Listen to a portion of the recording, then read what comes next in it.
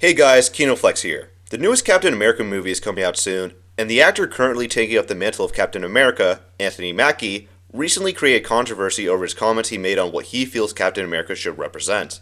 For me, Captain America represents a lot of different things, and I don't think the term, America should be one of those representations. It's about a man who keeps his word, who has honor, dignity, and integrity. Someone who is trustworthy and dependable. There's very little room for interpretation. He is literally saying that Captain America doesn't represent America. The obvious implication from him is that America doesn't represent good values, specifically honor, dignity, and integrity. But the entire point of Captain America is ensuring that America maintains its moral consistency by standing by the ideals it was founded on. Captain America represents honor, dignity, and integrity, but he represents American patriotism at the same time too. That's because honor, dignity, and integrity are patriotic American values. These are not exclusive from each other. And in response to Mackie getting criticized for what he said, I'm seeing a lot of low IQ responses trying to defend him. And it primarily comes in the form of fake comic fans saying that Captain America has never represented America and has more so been an anti-American symbol. No, I'm not kidding. Anthony Mackie said the term America is not what Captain America represents. And he's right. It doesn't. Because when he was asked, what does Captain America represent? He answered with traits, characteristics, honor, dignity, integrity. I got a news flash for you. Captain America has never represented America. Captain America has been a symbol of idealism of what America should aspire to. He's correct. Captain America represents the ideals of America, not the country itself. He straight up says in the comics that he's loyal to nothing except the American dream. Did you read it? Oh, no.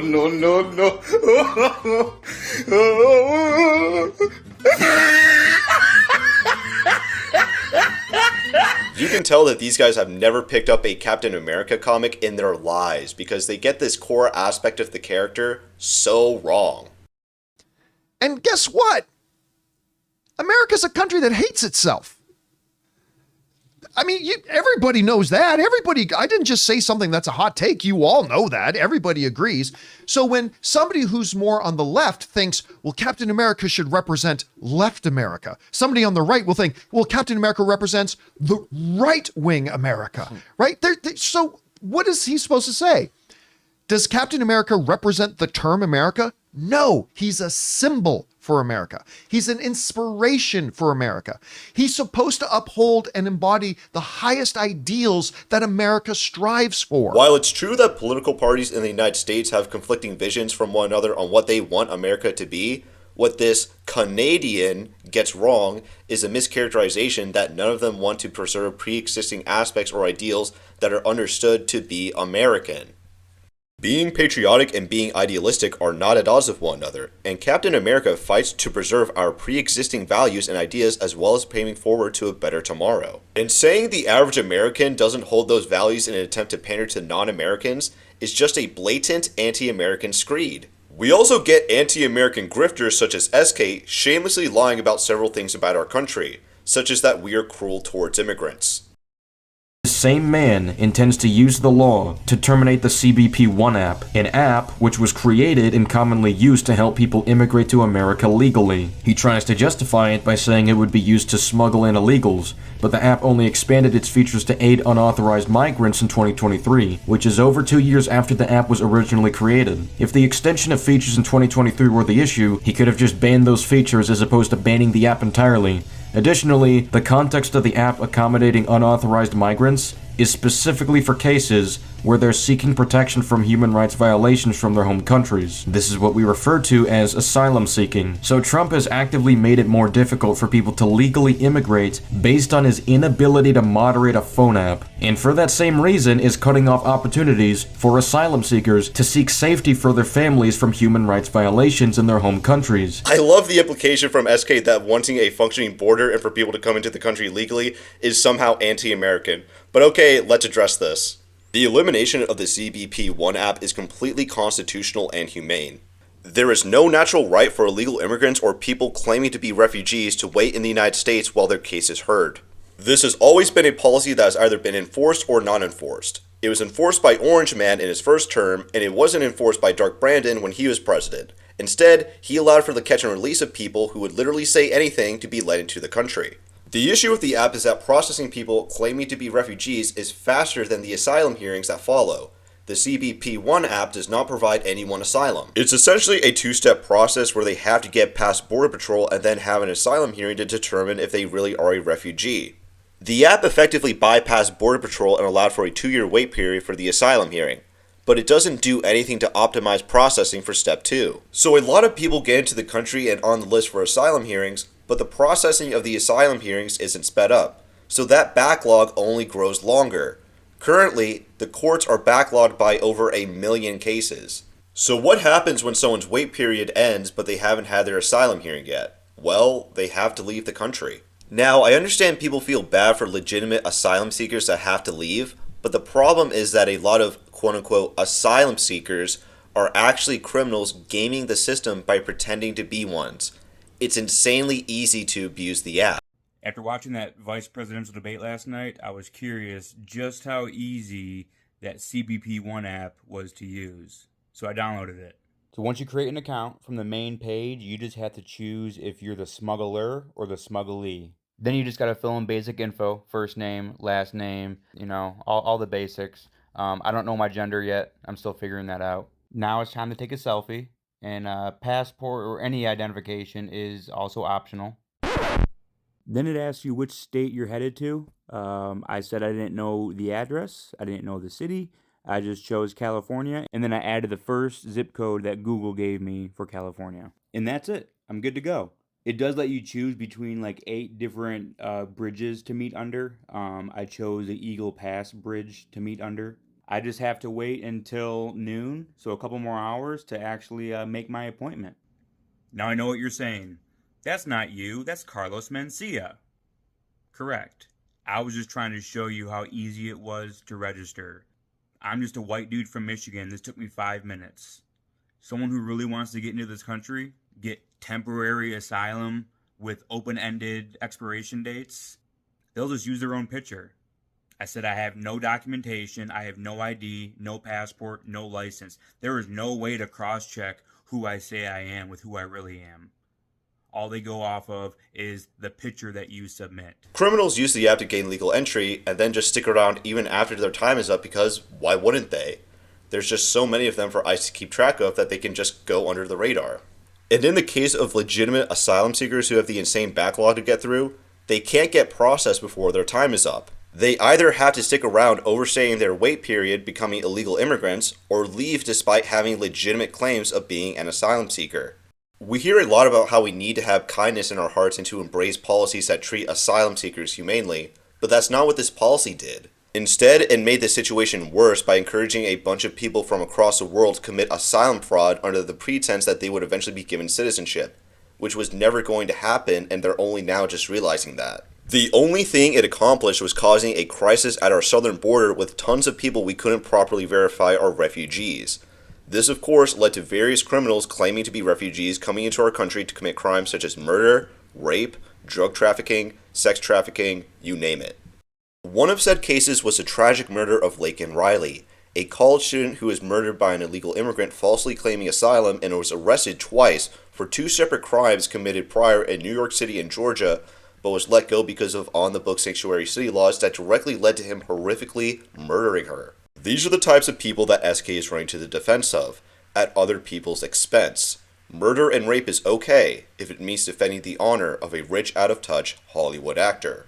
Do you really think Captain America would accept what Trump has put forth? Yes, Captain America, the man who fought against violent aliens in the country illegally to save American lives, as well as closing the pathway that allowed them into the country in the first place, would be in favor of us getting rid of a bad policy that allowed people to be needlessly victimized. Call it, Captain. All right, listen up. Until we can close that portal, our priority is containment. Unlike you, SK, who couldn't care less about the over 300,000 children that go missing or die because of this dysfunctional policy. Nobody benefits from going on this unnecessary trek to the southern border when there are other means at asylum seekers' disposal. SK's stupidity continues as he thinks America is simply the government representing it. His point is that Captain America is about the man, not the country itself. The country can be corrupt. It can betray its own citizens, whether that be their trust, their human rights, and so on. It can be taken over by Hydra. It can create a split between Earth's mightiest heroes. What he just described is the federal government, not the country itself. America is more than the government. It's the American people and the American ideals. Even if the government is not acting American, Captain America will fight them using the American ideals the country is built off of. Fighting against a morally unjust government is the most American thing someone can do, as our nation is built on rebelling against the government. Yet for some reason, SK along with Anthony Mackie dislike associating these ideals with America. A lot of the defenses you'll find defending Mackie are people saying that he was specifically talking about the government, which doesn't come up at all once in his speech. He brings up America, the nation as a whole, which includes the people outside of the government. In his clarification post on Instagram, he also still never specified that he was talking about the government, adding more credence to the idea that he doesn't see a distinction between the two. And even in a follow-up post, Mackie denied that the upcoming movie was an allegory for Trump or contemporary political topics. Now, of course, the film isn't out yet, so Mackie could just be flat out lying here, but the fact remains that he has had every opportunity to say that the American government and American people are separate from each other, but hasn't done so.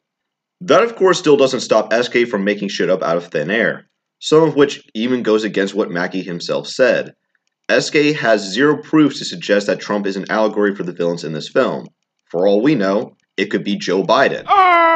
But he has to grift on politics, so of course he makes deranged mental gymnastics to maintain relevancy. And finally, SK makes an embarrassing attempt at a gotcha regarding Pizza Hut. We were making jokes about it earlier today. Somebody said, Pizza Hut. There's a lot of things Pizza Hut represents, not pizza. Okay, let's be as literal and thick-headed as you are. If Pizza Hut represents pizza, then Pizza Hut should represent my failed attempt at making a pizza.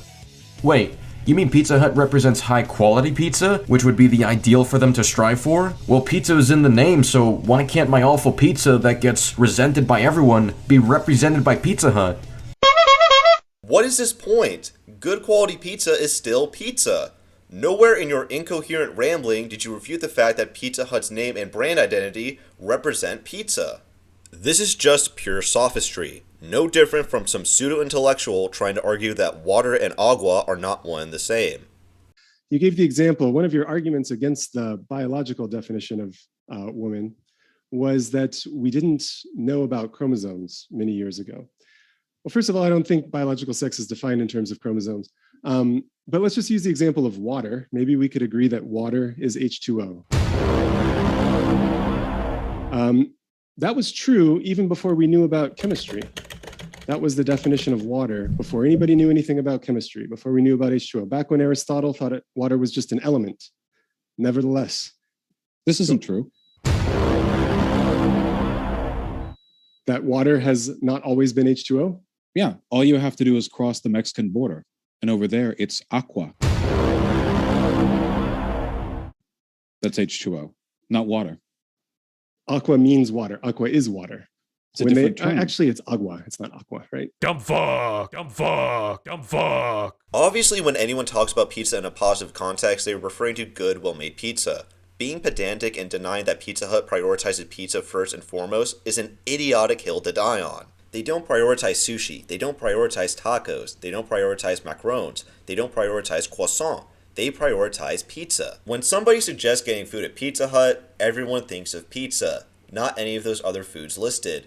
Though I suppose it wouldn't be a surprise if SK couldn't tell these foods apart, considering he's the kind of guy that eats anything in his path. In the same way people talk about America in a positive context, they are obviously communicating its virtues. Again, saying that Captain America represents the best America specifically has to offer is not misunderstanding the character. Captain America does not represent Mexico, Italy, Germany, Canada, or France. He represents America, which is why he calls himself Captain America. He can inspire other countries to be better, but he is inspiring them to be more American. This is why the people of Hong Kong fly American flags when going against CCP oppression. People often like to say that American ideals are simply a fantasy, but that's only if you selectively ignore the parts of our history worth being proud of. Our values have driven incredible progress by encouraging countless positive contributions and inspired generations of people from all walks of life to work personally and collectively towards a better society. Through American ideals, we can build a future together, guided by American principles that honor both individual freedom and a shared responsibility. It's not a fantasy, it's the American reality, a never-ending story that goes on to be written as each new generation joins the country to become united by the same enduring values our ancestors have taught us. And if you ask me, that's something worth being proud of and continuing.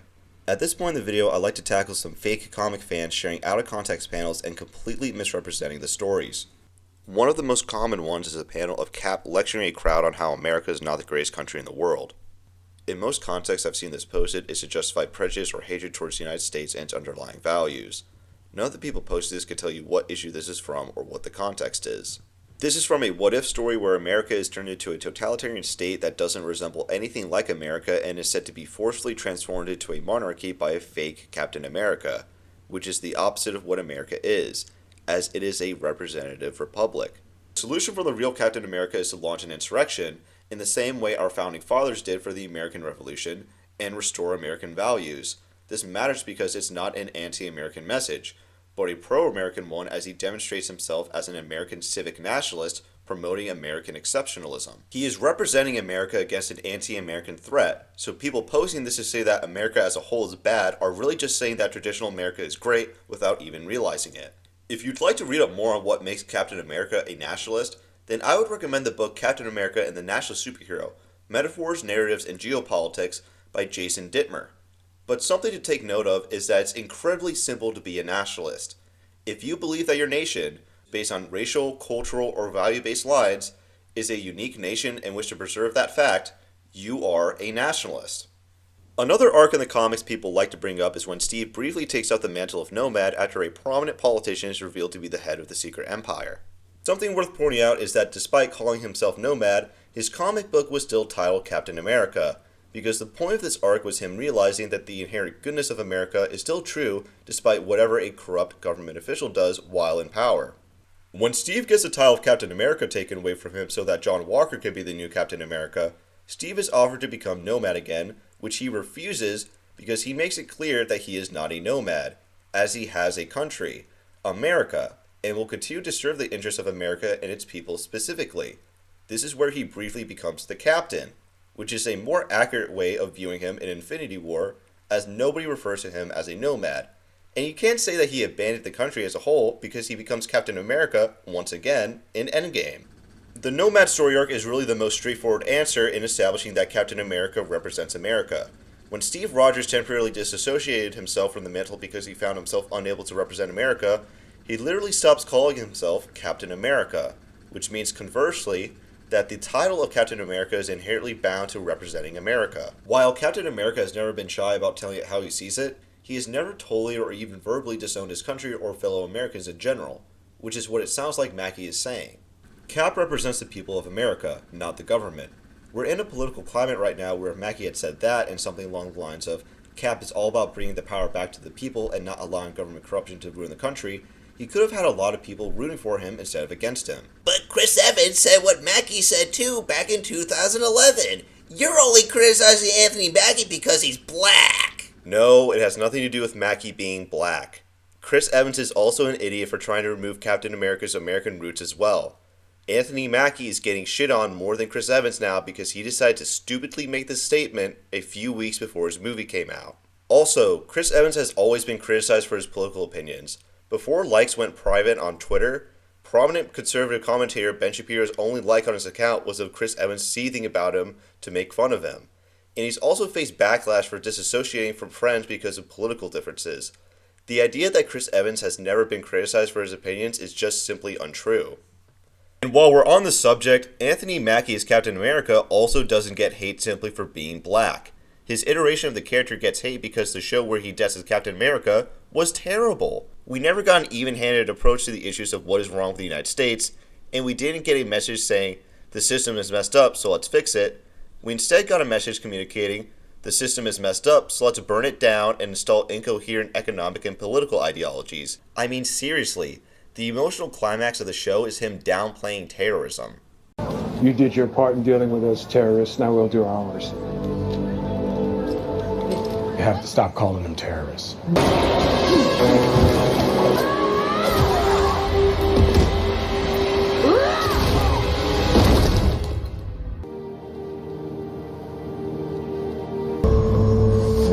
flag smashers. We're fighting for our lives.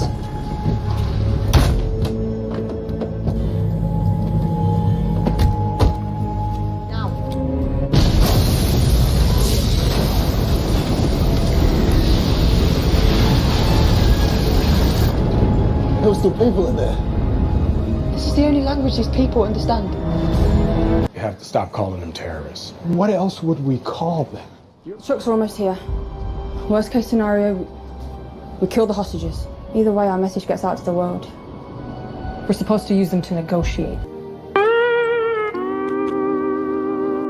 Remember, clowns online who have zero critical thinking skills whatsoever will say that this is an inspiring message consistent with the morals of Captain America. What it really shows is that their worldviews and understanding of politics is embarrassing and that they have a severe lack of moral character. The last thing I'll say about Anthony Mackie is that he's honestly pretty corny, and he's been pretty corny for a long while.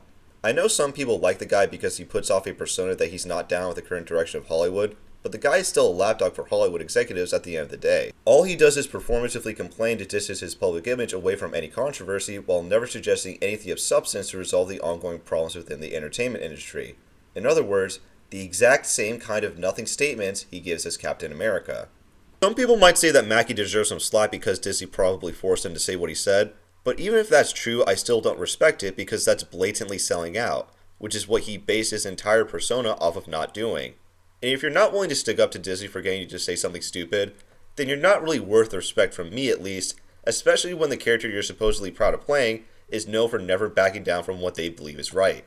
And that's all I really have to say. Do I think this movie is going to bomb? I have no idea, but I find that this controversy is emblematic of the larger problems the MCU has seen in the last few years. It doesn't matter if you really like the characters depicted on screen, Disney and the actors they hired like Anthony Mackie clearly don't and have never shared it. He pretty consistently shows that this is just another acting gig for him. He says what he needs to encourage people to go see his movies because that's his job, but you can always tell he's inauthentic. And the only way the quality of superhero movies is going to improve is if writers and actors who actually understand what makes these characters stories worth telling start being given the opportunities to work on these projects instead of people simply interested in making a quick buck. And that's all I have for you guys today. Don't forget to like, share, and subscribe. Thank you.